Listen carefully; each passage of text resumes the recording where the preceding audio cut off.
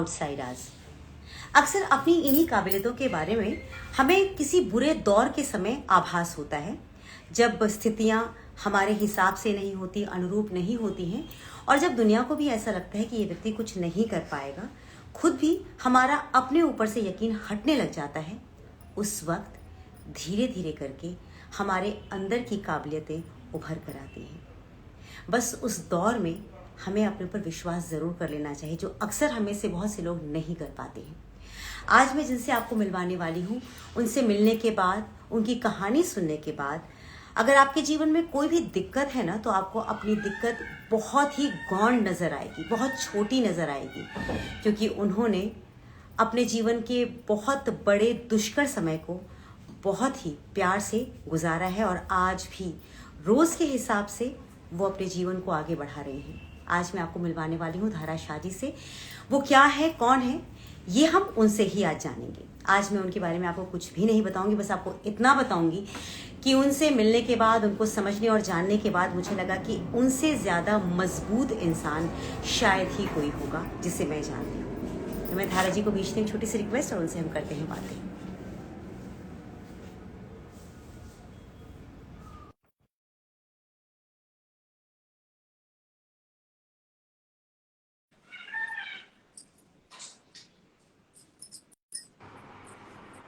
Welcome, नमस्ते। नमस्ते।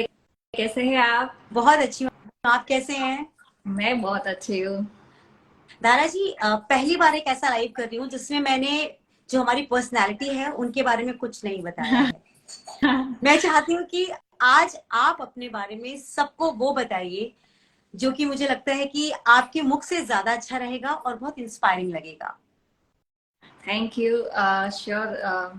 तो मेरा नाम धरा शाह है, मैं यूएस में रहती हूँ। और मेरी कहानी बहुत ऐसा होता है कि हमने सारी चीजें हम प्लान करते वैसे तो होता ही नहीं है, तो वैसे ही मेरी कहानी ने एकदम से टर्न ले लिया। तो मैं भी एक आम लड़की थी, और मेरी शादी हुई। शादी के बाद मैं और मेरे हस्बैंड बहुत ही अच्छे खुश रह रहे थे, पर फिर हमने बेबी प्लान किया।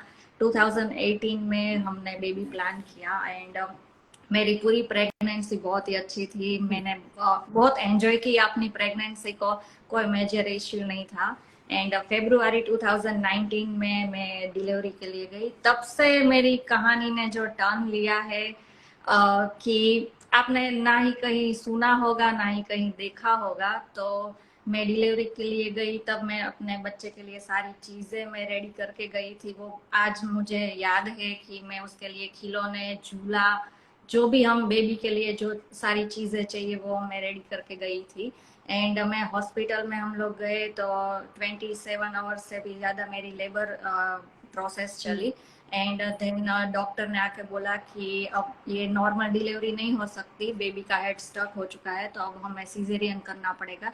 पर सीजेरियन के लिए हमें 2 से ढाई घंटे हमें वेट कराया कि अब थिएटर, ऑपरेशन थिएटर रूम खाली नहीं है, तो अब वेट करना पड़ेगा। तो फिर रात को हमें अराउंड 2:15 बजे हमें ऑपरेशन रूम में ले जाया गया। एंड रात को 2:30 बजे मेरा बेबी आया। एंड मैंने अपने बेबी को जस्ट देखा ही था, एंड फिर मैं बेहोश हो गई। फिर मुझे कुछ याद नहीं था, पर मैं जब बेहोश थी तो सारी चीजें बहुत चेंज हो गई। पर मेरे हस्बैंड ने, मेरी फैमिली ने बाद में मुझे बताया कि जैसे ही बेबी आया फिर हेवी ब्लीडिंग स्टार्ट हो गई थी।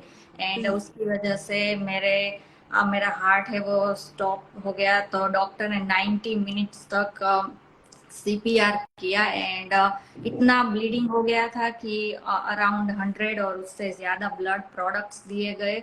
मेरे राइट हैंड में फेशियोटोमी करना पड़ा।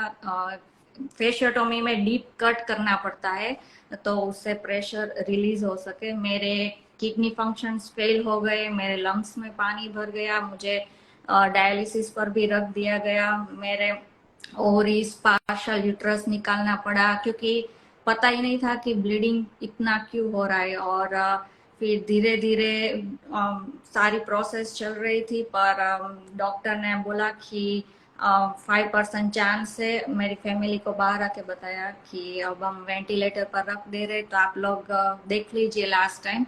एंड फिर उन लोगों ने जो 90 मिनट सीपीआर किया था, तो मैं वापस, मेरा हार्ट लाइक स्टार्ट हो गया, पर मैं कोमा में चली गई। एंड मुझे वेजोप्रेसर्स दिए गए, क्योंकि जो हमारा दिमाग होता है, लाइक ब्रेन, उस वहां तक ब्लड पहुंचाना होता है, इसीलिए वेजोप्रेसर्स दिए गए।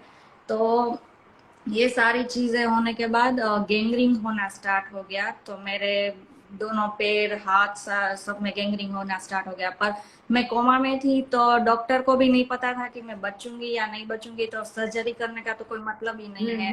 इसलिए मुझे ऐसे ही रख दिया गया आईसीयू में। फिर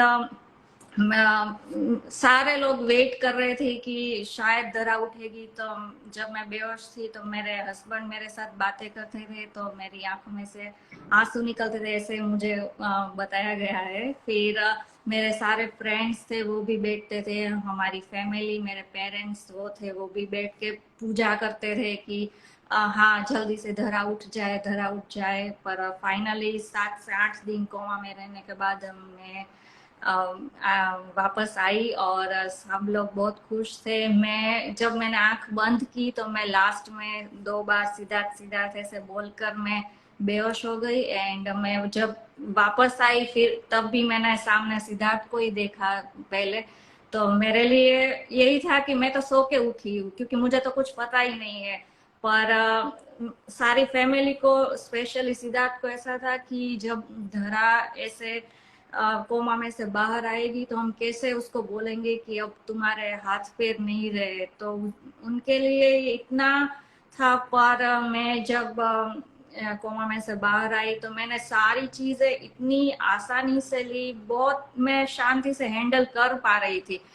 1-2 दिन हुए, फिर क्योंकि इतनी हैवी मेडिसिन भी दिए जाते हैं यहाँ पर, तो क्योंकि इतना सारा पेन है, तो जो हाई लेवल का हम ड्रग्स बोलते हैं कि वे उस टाइप की यहाँ पर मेडिसिन देते हैं, क्योंकि पेन कम हो। पर उसकी वजह से ये सारे प्रॉब्लम्स स्टार्ट होते हैं। तो फिर मैं कोमा से बाहर आने के बाद धीरे धीरे सर्जरी स्टार्ट हुई। मैंने जब अपना फर्स्ट टाइम राइट हैंड देखा लाइफ में, किसी ने लाइक हमने तो ऐसा नहीं सुना था कि अपना ऐसे अपना ओपन हाथ भी देखना पड़ेगा कभी। तो मैंने अपना ओपन हाथ भी देखा। तब मैंने बहुत आराम से सिद्धार्थ को बोला कि सिद्धार्थ, मुझे नहीं लगता कि ये मेरा हाथ बचेगा, शायद निकालना ही पड़ेगा इसको। तो फिर सिद्धार्थ ने, उसको भी थोड़ी सी हिम्मत आई कि ना, धरा ऐसे शांति से ले रही है सारी चीजें। पर मैं जो हुआ उसके बारे में कुछ सोच नहीं रही थी। हम लोग धीरे धीरे सर्जरी स्टार्ट किया। तो मेरे लिए, मैं सर्जरी रूम में जाती थी, तो मेरे लिए वो पेन नहीं था। मेरे लिए ये पेन था कि जब मेरी बड़ी सर्जरी होने वाली थी, हाथ पैर निकालना था, तब सिद्धार्थ और मेरे मम्मी पापा यहाँ पर थे, तो वो लोग डॉक्टर को बोल रहे थे हाथ जोड़ कर कि भाई धरा के हो सके उतना हाथ पैर बचाना। तो मेरे लिए वो पेनफुल था कि मेरे हाथ पैर के लिए मेरी फैमिली डॉक्टर के आगे हाथ जोड़ रही है। पर मैं सर्जरी रूम में जाती थी, फिर भी मैं ऐसे बोल के जाती थी कि आप लोग चिंता मत करो, मैं आ रही हूँ, मैं अभी आ जाऊंगी, आप लोग मेरा वेट कीजिएगा। तो ऐसे कर करके अराउंड 5-6 सर्जरीज हुई। उनमें एक ग्राफ्ट स्किन की भी सर्जरी हुई, और वो हमारे जो थाई है उनमें से स्किन निकाल कर ग्राफ्ट स्किन करनी पड़ती है।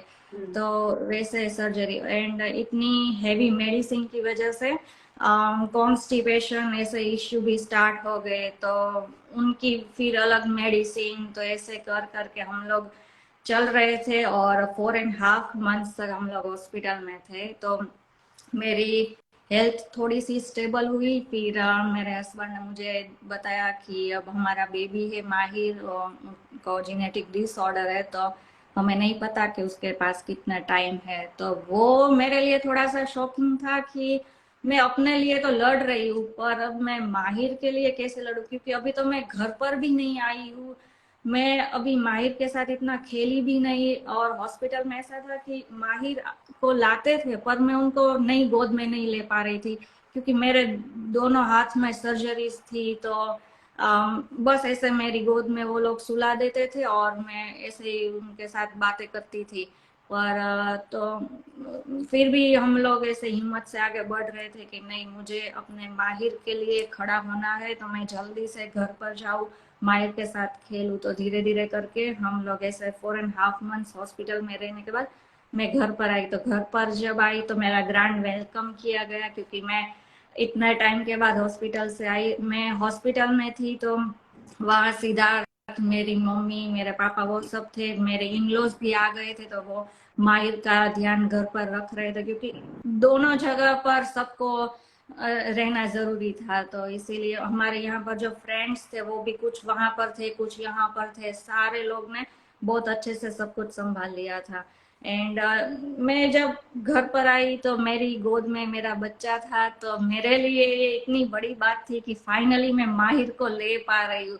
तो मैं अपना सारी चीजें मैं भूल गई कि हाँ बस अब मेरे पास माहिर है। पर ये भी बात थी कि हमें पता था कि अब माहिर के पास कितना टाइम है वो हमें नहीं पता, पर हम लोग हमने ऐसा सोचा कि जितना भी टाइम है हमें रो के या दुखी हो के नहीं निकलना है, क्योंकि फिर ऐसा ना हो कि माहिर चला जाए और हमें लगे कि ओ हमने माहिर के साथ ये किया होता तो अच्छा होता।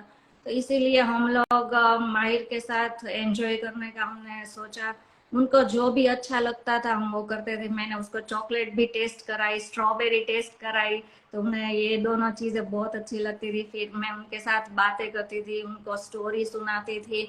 मैं घर पर आई तो मैं दूध की बोतल भी नहीं पकड़ पा रही थी, मेरे हाथ इतने वो हो रहे थे कि मैं नहीं पकड़, मैं कैसे, क्योंकि स्ट्रेंथ ही नहीं थी बॉडी में। तो धीरे धीरे मैं रिकवरी के तरफ आ रही थी। पर धीरे धीरे करके ऐसे कि हाँ चलो अब मैं ऐसे पकड़ सकती हूँ, वैसे पकड़ सकती हूँ। माहिर को धीरे धीरे मैंने लेना स्टार्ट किया। मेरी मम्मी थी तो वो मुझे ऐसे देती थी कि हाँ तुम अब गले लगाओ, मैं पकड़ रही हूँ। तो वैसे कर करके, पर मैं माहिर के साथ में फोटोज खींचती थी, वीडियोस में उनको जब स्टोरी सुनाती थी तो वो हाँ है ऐसे ऐसे करता था, खेलता था। तो मैंने सारी चीजें कैप्चर करना स्टार्ट किया कि मुझे माहिर की सारी चीजें मुझे चाहिए। मैंने उसके फिंगरप्रिंट भी लेके रखे हैं कि हाँ ये माहिर की फिंगरप्रिंट है, वैसे करके सब कुछ चल रहा था। मैंने आउट पेशेंट रिहेब भी स्टार्ट किया कि मैं एक्सरसाइज कर रही हूँ। स्टार्टिंग में ऐसा था कि मेरी बॉडी का वेट मेरे कंट्रोल में ही नहीं था, क्योंकि इतने टाइम बेड में रहने के बाद कुछ मेरा सर भी ऐसे ऐसे हो रहा था कि मैं क्या करूं। अगर मैं बेड पर सो रही हूँ तो टर्न भी नहीं हो पाती थी। तो मेरे हस्बैंड मुझे हाथ पकड़कर ऐसे टर्न करते थे। रात को भी कुछ भी हो तो ये सीधा मेरे पेरेंट्स, मेरे इन लॉ सब लोग थे कि हाँ धरा तुम चिंता मत करना, हम सब है यहाँ पर। तो ऐसे कर करके चल रहा था। पर दिसंबर 2019 में ऐसा हुआ कि मैं एक्सरसाइज में थी, तो वहां पर अचानक मुझे माहिर इतना याद आ रहा था, कभी ऐसा नहीं हुआ था। मैं जब जुलाई में घर पर आई तो ये दिसंबर तक मैं एक्सरसाइज में जाती, पर कभी ऐसा नहीं हुआ। पर जब ये दिन था कि मैं एक्सरसाइज में थी एंड मैंने कॉल किया सिद्धार्थ, मैं वहां पर इतनी रोने लगी। तो मेरी जो फिजियोथेरापिस्ट थी वो बोल रही थी क्या हो गया जरा, पता नहीं मुझे आज माहिर इतना याद आ रहा है, मैं नहीं कर पा रही हूँ एक्सरसाइज, मुझे घर पर जाना है। तो फिर सिद्धार्थ को कॉल किया, सिद्धार्थ मुझे लेकर आए घर पर एंड मैं पूरे दिन बस उसके पास ही बैठी रही। वो होता है ना कि एक मन में हो जाता है कि नहीं अब मुझे यहाँ से हिलना ही नहीं है, तो मैं बस रेस्ट रूम के लिए खड़ी होती थी, अदरवाइज मैं माहिर के पास ही बैठती थी। तो शाम को मैं बस उसके साथ खेल रही थी एंड खेलते खेलते उसने आंखें बंद कर दी। मैं वो मेरे लिए इतना शॉकिंग था कि अभी मैं 4.5 मंथ्स हॉस्पिटल में रही, उसके बाद मैं घर पे आई। अभी तो मैंने उसके साथ जीना स्टार्ट किया है। तो पर वो जो हुआ वो हमारे हाथ में था नहीं। और एक वीक तक बहुत पेन था वो मेरे लिए, कि क्योंकि पूरा दिन हम माहिर की तरफ, लाइक होता है कि छोटे बच्चे होते हैं तो खाना पीना, उसकी आवाज, उसका डायपर चेंज करो, ये सारी चीजें। तो धीरे धीरे करके एक वीक तक ऐसा लग रहा था कि मुझे माहिर की आवाज आ रही है। सुबह उठती थी तो ऐसा लगता था कि माहिर बाहर हॉल में है। तो कभी ऐसा भी हो जाता था कि सिद्धार्थ माहिर को लाइए, माहिर को लाइए। पर एक वीक ऐसा चला, फिर धीरे धीरे मैंने भी खुद को संभाला कि नहीं, क्योंकि हमने माहिर को 3-4 बार हॉस्पिटल में भी एडमिट किया था। तो डॉक्टर ने बोला था कि भाई इसकी कोई दवाई नहीं है, अब आपके ऊपर है आपको क्या करना है, इसको घर पे ले जाना है, यहाँ पर रखना है, वो आपके ऊपर है। तो मेरे लिए वो थोड़ा सा था कि नहीं, अब हमें माहिर को घर पे हमारे साथ ही रखना है, हमें हॉस्पिटल में उसको इंजेक्शन ये कुछ नहीं देना है। तो ऐसे तो मैंने सोचा कि अब मेरा बच्चा इतनी 10 महीने की एज में इतना सब कुछ, वो भी क्योंकि उसे भी जब इंजेक्शन लिया तो वो बच्चा बोल नहीं सकता, पर उसको भी पेन होता होगा। तो हमने कि नहीं, माहिर इतना सब कुछ सहन करके गया तो मैं उसकी माँ हूँ, और माँ कभी हारती नहीं है, माँ को लड़ना ही पड़ता है, माँ को खड़ा होना ही पड़ता है। तो मैंने और मेरी फैमिली, मेरे हस्बैंड जो मुझे इतना प्यार करते हैं, मेरे साथ खड़े हैं। और मैं मुझे ये भी लगता है कि अगर भगवान ने मुझे बचाया, जब 5% चांस बोल के मैं बची हूँ, इतनी सारी चीजें होके भी मैं बची हूँ, तो कुछ ना कुछ करने के लिए भगवान ने मुझे बचाया होगा। मैं ऐसे रो के बैठ तो नहीं सकती, और मुझे खुद के लिए भी जीना है। मुझे नहीं पता कि मेरे पास और कितनी जिंदगी है, क्योंकि मैं जब हॉस्पिटल में गई थी तो मैं ये सोच कर तो नहीं गई थी कि ये सब हो जाएगा। तो एक हम बोलते हैं ना कि एक पल में लाइफ चेंज हो जाती है, तो जितनी है हमें वो अच्छे से जीना है, अच्छे से रहना है। तो मैं बस अपने माहिर के लिए, मैंने अपने माहिर को अपनी स्ट्रेंथ बनाया कि नहीं, मेरा बेटा मुझे इतनी हिम्मत दे के गए, वो मुझे हिम्मत देने के लिए शायद आया था कि मम्मा आप खड़ी हो जाओ, आप में बहुत हिम्मत है, बाहर निकालो। तो मैं माहिर, मेरे हस्बैंड सिद्धार्थ एंड मेरी पूरी फैमिली मेरे साथ ही है, मेरे पास ही है। तो इसीलिए मैं खुश रहती हूँ। पर माहिर के जाने के बाद मैंने वापस से ये एक्सरसाइज स्टार्ट किया, पर कोविड आ गया तो कोविड में एक्सरसाइज भी बंद हो गई। पर हम लोग यहाँ कम्युनिटी में धीरे धीरे वॉक कर रहे थे, मेरे हस्बैंड की नहीं चलो हम बाहर वॉक करने जाते हैं, क्योंकि प्रैक्टिस ही चाहिए। प्रोसेरिस पहनने के बाद तो ऐसा होता था कि मैं जब एक्सरसाइज में जाती तो उस टाइम पर भी कभी पैर सूज जाते थे, पेन होता था। तो वो भी कभी अच्छे दिन कभी बुरे दिन थे, पर फिर भी मुझे था कि नहीं, मुझे खड़ा होना है, चलना है। तो धीरे धीरे हम लोग ने वो भी स्टार्ट किया। फिर कोविड के टाइम सारे लोगों को थोड़ा सा डिप्रेस था, पर मेरे लिए अच्छा टाइम था। मैंने घर पर ही सारी चीजें स्टार्ट किया, कुकिंग करना स्टार्ट किया, क्योंकि मुझे कुकिंग बहुत अच्छा लगता है। तो ओह। धीरे धीरे वो भी स्टार्ट किया कि हाँ ओके, ये नहीं हो रहा है, मैं इसको कैसे चेंज करूँ, क्या क्या चेंज करके मैं इजीली कुकिंग कर सकती हूँ। तो वो किया। फिर मैंने अभी लास्ट ईयर दिसंबर में मैंने 5K कंप्लीट किया। उसमें 1 घंटे का टाइम होता है कि 1 घंटे में 5K कंप्लीट करना होता है, तो मैंने वो भी कंप्लीट किया। अच्छा। और मैं अभी अपने प्रोसेस के साथ अपनी रूटीन लाइफ, अपनी सारी चीजें मैं करती हूँ, सिवाय मेरी पोनी के। मैं मेरे हस्बैंड मुझे पोनी ले देते हैं पर उसके अलावा मैं सारी चीजें, मैं अब कुकिंग कर रही हूँ तो मैं 15 लोगों का खाना आराम से बना लेती हूँ, और वो भी पूरी गुजराती थाली। तो मैं अब बहुत अपनी लाइफ एंजॉय कर रही हूँ, और मैं ऐसे ही हंसते हिम्मत से आगे बढ़ रही हूँ। तो ये है मेरी बहुत पूरी अच्छा, जर्नी। बहुत अच्छा, बहुत अच्छा। आपकी जर्नी से आपको शायद नहीं पता है कितने सारे लोग ऐसे हैं जो कि नाउम्मीद होकर बैठ गए हैं। और आपको मुझे रेफरेंस भी ना एक बहुत ही प्यारी सी बच्ची है शालिनी, उन्होंने दिया था। ओके। वो भी लाइफ में बहुत हार करके बैठ गई थी, और उन्होंने मुझे बोला कि मैंने उन्होंने आपकी स्टोरी देखी और उन्होंने मुझे बोला कि उनकी स्टोरी से मैं मुझे मोटिवेशन मिला है।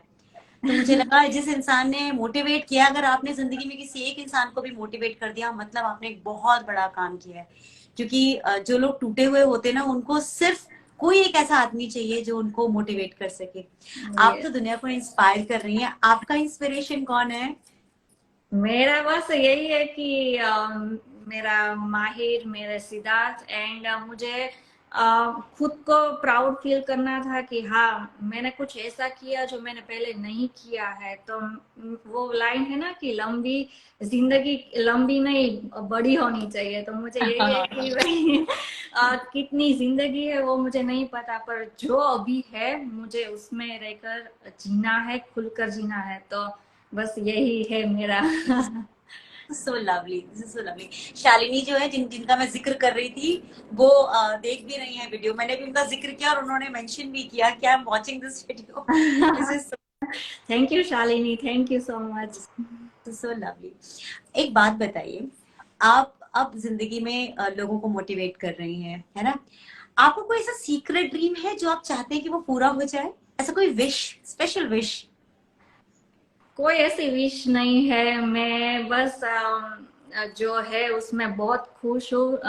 मैं बहुत आगे का भी नहीं सोचती। मैंने जब यूट्यूब चैनल स्टार्ट किया तो मैंने ये नहीं सोचा था कि मैं कितने टाइम करूंगी, ये गोल होगा वो होगा। मैंने बस यही सोच के स्टार्ट किया था कि मुझ में जो हिम्मत है, तो मैं अगर किसी एक इंसान को भी थोड़ी सी हिम्मत दे पाऊँ तो ये मेरे लिए बहुत बड़ी बात है। शायद भगवान ने यही काम मुझे दिया है कि चलो तुम लोगों को थोड़ा सा मोटिवेट करो। तो अब मैं जब मोटिवेट करती हूँ, लोगों के इतने अच्छे अच्छे मैसेज आ रहे हैं, तो मुझे लगता है कि हाँ ये मुझे बहुत खुशी दे रहे हैं। तो मेरा कोई ऐसा ड्रीम नहीं है, कोई ऐसी बड़ी ख्वाहिश नहीं है।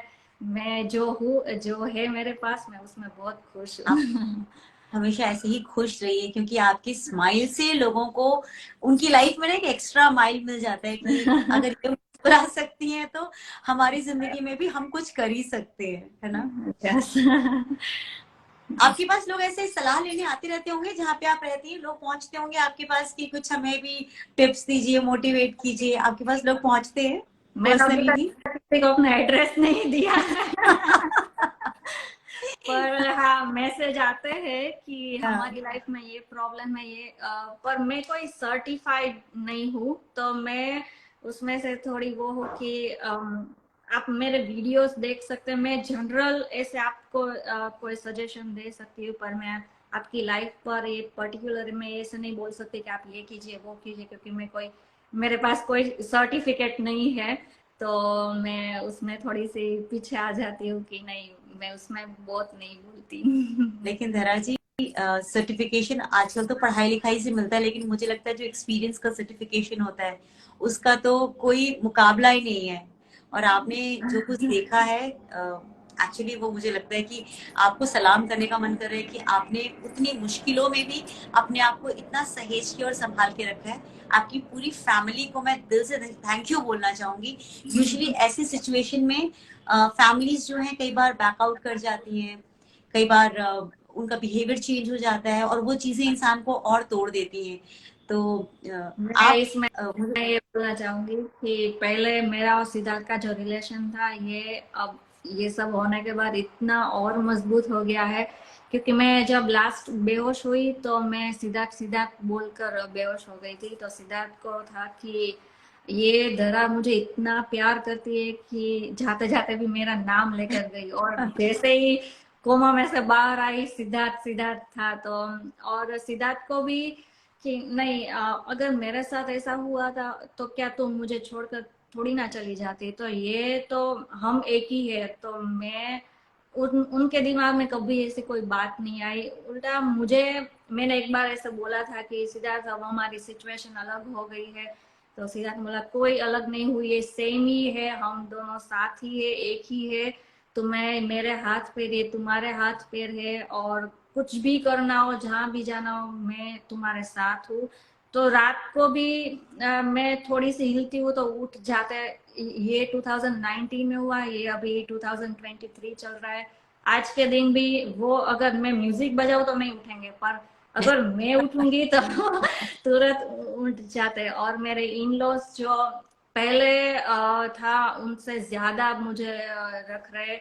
मैं लास्ट ईयर अभी इंडिया में गई थी, तो मैं पानी पीने भी मैं अगर जाती हूँ, जरा क्या चाहिए, जरा ये लीजिए, जरा ये ले लीजिए। मैं खाना खा रही हूँ तो प्लेट भी नहीं लेने दे रहे। तो मेरे इन लॉज भी मुझे बहुत अच्छे से रख रहे हैं, मुझे अपनी बेटी समझ रहे हैं। अगर कोई उसको वहां इंडिया में पूछता है कि इतना सब होने के बाद भी आप लोग उसको साथ रख रहे, तो बोल रहे हैं कि इसमें साथ रखने की बात ही क्या है, ये हमारी बेटी, अगर आपकी बेटी के साथ ऐसा हुआ होता तो आप क्या उनको उनके साथ रिश्ता तोड़ देते। तो ये मेरे इन लॉज भी इतना मुझे रख रहे हैं, तो मैं यही बोलती हूँ ना कि मेरे पास इतनी अच्छी फैमिली है, इतने अच्छे हस्बैंड है, तो फिर मैं क्यों दुखी होके बैठूं, क्योंकि सबको सब कुछ नहीं मिलता।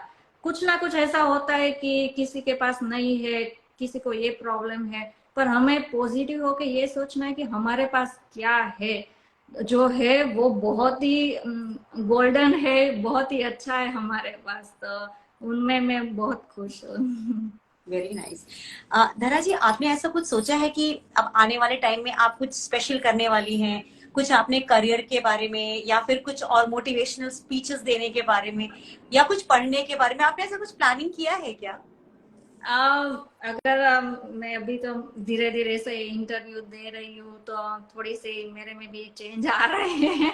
तो शायद कभी ऐसे मुझे चांस मिला कि मैं किसी को ऐसे मोटिवेशनल मैं स्पीच देने जाऊँ, तो अगर मुझे मौका मिलेगा तो मैं जरूर लूंगी। पर मैं पहले भी हाउस वाइफ थी, और मैं अब भी हाउस वाइफ बन के खुश हूँ। तो मैं बस ऐसे ही ट्राई करती हूँ कि मैं और लोगों तक मैं पहुंच पाऊँ जो हिम्मत हार के बैठे। तो अभी तो मेरा यही एक मोटिव है कि हाँ, मैं और वीडियोस बनाऊं और लोगों तक पहुंच पाऊँ, और जो हिम्मत हार के बैठे मैं उनको खड़े होने में थोड़ी सी हेल्प कर पाऊँ। बिल्कुल बिल्कुल, आप हेल्प कर पाएंगी। अच्छा Dhara ji, if I am not mistaken, शायद आपके दोनों पैर भी एम्पुटेट हुए हैं ना? हाँ, मेरे दोनों लेग बिलो नी है, मेरे right hand below elbow, and मेरे लेफ्ट हैंड की सारी फिंगर्स। अच्छा, ओके। यस। धरा जी, ये तो हमने एम्पुटेशन की बात की। मैं आपसे ये जानना चाहूंगी कि आपको अगर अपनी लाइफ से लेसन दुनिया को देना हो, तो ऐसी कौन सी दो तीन चीजें हैं जो आप लेसन के तौर पे पूरी दुनिया को देना चाहेंगी? एक तो कि हम हमारे अंदर हिम्मत होती है, हम लोग पहचान नहीं पाते। पहले मैं छोटी छोटी चीजों में बहुत डर जाती थी, पर ये सारी चीजें हुई तो मेरी अंदर की जो हिम्मत है वो बाहर आई। तो खुद की हिम्मत को पहचाने, और जब भी कोई ऐसी सिचुएशन आए तो खुद पर गुस्सा करने की बजाय, खुद को कोसने की बजाय, हम क्या करते हैं कि खुद को कोसते हैं, भगवान को कोसते हैं, आजू बाजू में देखते हैं कि कौन है, चलो उसके ऊपर भी डाल दो। पर ये सारी चीजें ना सोचकर पॉजिटिव होके, अगर ऐसा लगे कि ये सारी चीजें बोलना आसान है, करना हार्ड है, पर मैं ये सारी चीजें करके निकली हूँ, इसलिए मैं बोलती हूँ कि पॉजिटिव होके आप एक बार सोचिए तो सॉल्यूशन दिखेगा। सारे रास्ते बंद नहीं होते। हम दुखी होके बैठ जाएंगे तो हमें सिर्फ नेगेटिव थॉट्स ही आएंगे, और ऐसा ही लगेगा कि मेरे साथ ऐसा हो रहा है, सारी प्रॉब्लम्स बस मेरे ऊपर ही भगवान ने मत दिए। पर ऐसा नहीं होता है। मुझे भी, मैं अभी एक लड़की को 2 वीक पहले मैं मिली थी, तो उनको दोनों हाथ नहीं थे। तो मैं ये सोचती हूँ कि मेरे पास तो ये हाफ थंब है, तो मैं तो इससे कितना कुछ कर पा रही हूँ। तो मैं यही कि भाई मेरे पास जो है मैं उनमें से भी आगे बढ़ रही हूँ। तो इतना सब कुछ होने के बाद भी मैं आगे बढ़ती हूँ, तो आप सब तो बढ़ ही सकते हैं, और आप सब तो सब कुछ कर ही सकते हैं। तो हिम्मत हार के नहीं बैठिए, कुछ नहीं मिलेगा हिम्मत हार के बैठने के बाद। आपकी और हमारे पास जो कमी है ना, बस वो ये है कि आपके पास अपने ऊपर भरोसा है और हम में से बहुत से लोगों के पास अपने ऊपर भरोसा नहीं होता। तो बस दो ये एक बहुत चीजें मेजर एक डिफरेंस है। हमारे हाथ में होती है, भरोसा और उम्मीद। भरोसा खुद पर कीजिए और उम्मीद रखिए कि हाँ, होगा, सब कुछ अच्छा होगा, क्योंकि उम्मीद पर ही सब कुछ है। अगर मैं भी होप हार के लाइक ऐसे बैठ गई होती तो आज मैं आपके सामने नहीं होती, लोगों को मोटिवेट नहीं करती होती। एंड खुद के लिए भी जीना सीखो, खुद को खुश रखना सीखो। जब एक बार आप खुद को खुश रखना सीख जाएंगे तो फिर सारी चीजें आसान लगेगी। बहुत अच्छी बात आपने बोली, बहुत अच्छी बात आपने बोली। थैंक यू धरा जी, आपने अपना समय दिया मुझे। आपके यहाँ बहुत सुबह सुबह चल रही है इस वक्त, है ना? आपके यहाँ कितने बज रहे हैं अभी? अभी 9 बज रहे 9 हैं। बज रहे हैं सुबह के, और हमारे यहाँ 7:30 बज गए हैं। आपको बहुत शुक्रिया धरा जी, आपने अपना थैंक टाइम यू दिया। योगिता, मुझे इनवाइट करने के लिए और लोगों तक पहुंचाने के लिए। थैंक यू सो मच आपकी योगिता। एंड जर्नी तो बहुत जगह जानी चाहिए, क्योंकि आपकी जर्नी से मुझे लगता है कि बहुत बहुत लोगों को बहुत मोटिवेशन मिलेगा। Thank you thank so you much. Thank you. Dhara ji. Thank see you you. So much. Thank you. Bye. Bye.